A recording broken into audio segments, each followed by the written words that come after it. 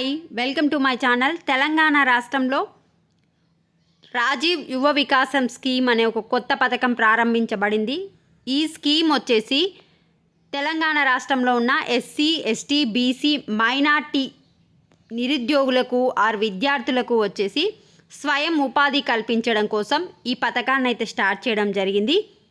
ఈ పథకం వల్ల తెలంగాణ రాష్ట్రంలో ఉన్న 5 లక్షల మందికి ఒకరొకరికి 3 లక్షల వరకు ఆర్థిక సహాయం అయితే చేస్తారు. మరి ఈ రాజీవ్ యువ వికాసం అఫీషియల్ వెబ్సైట్ ఏంటి, పూర్తి వివరాలు తెలుసుకుందాం. వీడియో చూసిన వాళ్ళు తప్పకుండా వీడియో లైక్ చేసి ఛానల్ని సబ్స్క్రైబ్ చేసుకోండి. ఇది వచ్చేసి తెలంగాణ గవర్నమెంట్ రిలీజ్ చేసిన press note. Government of Telangana has launched the prestigious Rajiv Yuva Vikasam scheme with an aim to provide self-employment opportunity through the financial assistance to BC youth of improving their financial status. Accordingly, government approved an action plan for the benefit of BC unemployed youth of Telangana state. So, మీరు eligible candidates belonging to backward classes communities are requested to register their application online in OBMMS portal. ఇక్కడ చూడండి, tgobmms.new.cgg.gov.inలో మీరు apply చేసుకోవాలి.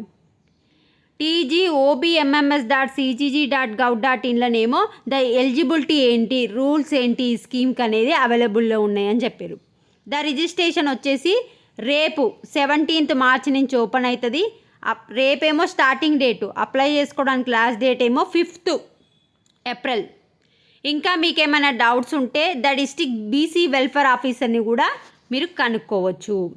ఇక్కడ చూడండి, స్వయం ఉపాధికి రాజీవ్ యువ వికాసం ఎస్సీ, ఎస్టీ, బీసీ, మైనార్టీ కార్పొరేషన్ల యాక్షన్ ప్లాన్. సో ఇక్కడ చూడండి, రాష్ట్రంలో 5 లక్షల మంది యువతకు రుణాలు ఇచ్చేందుకు 6,000 కోట్ల నిధుల్ని కేటాయించారు. ఒక్కొక్క అసెంబ్లీ నియోజకవర్గంలో 4,200 మంది వరకు నిరుద్యోగులకు రుణాలు అందనున్నాయి. అంటే నియోజకవర్గానికి 4,200 మందిని 3 లక్షల నుంచి 5-7 లక్షల వరకు రుణాలు ఇస్తారు. అయితే సబ్సిడీ అయితే ఉంటుంది. ఆ సబ్సిడీ రూల్స్ అనేది అందులో ఉంటాయి. మీరు 17వ తారీఖు నుంచి ఏప్రిల్ 5 వరకు అప్లై చేసుకోవాలి. ఏప్రిల్ 6వ తారీఖు నుంచి మే 31 వరకు అప్లికేషన్స్ అనేది చెక్ చేసి జూన్ 2వ తారీఖు నాడు రాష్ట్ర అవతరణ దినోత్సవం సందర్భంగా మంజూరీ పత్రాలు అయితే మనకి ఇవ్వడం జరుగుతుంది. నెక్స్ట్ వచ్చేసి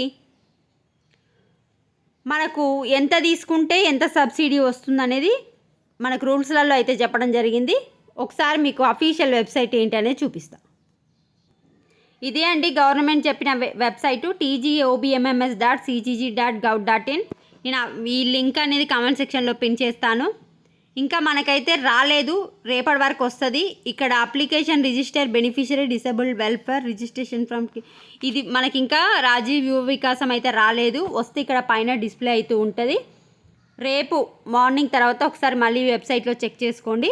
వచ్చిన తర్వాత రూల్స్ ఏంటి అనేది నేను కూడా మళ్ళీ నెక్స్ట్ వీడియోలో అప్డేట్ చేస్తాను మీకు. సో అఫీషియల్ వెబ్సైట్ అయితే ఇదే అప్లై చేసుకోవడానికి. వీడియోని లైక్ చేయండి. Thanks for watching.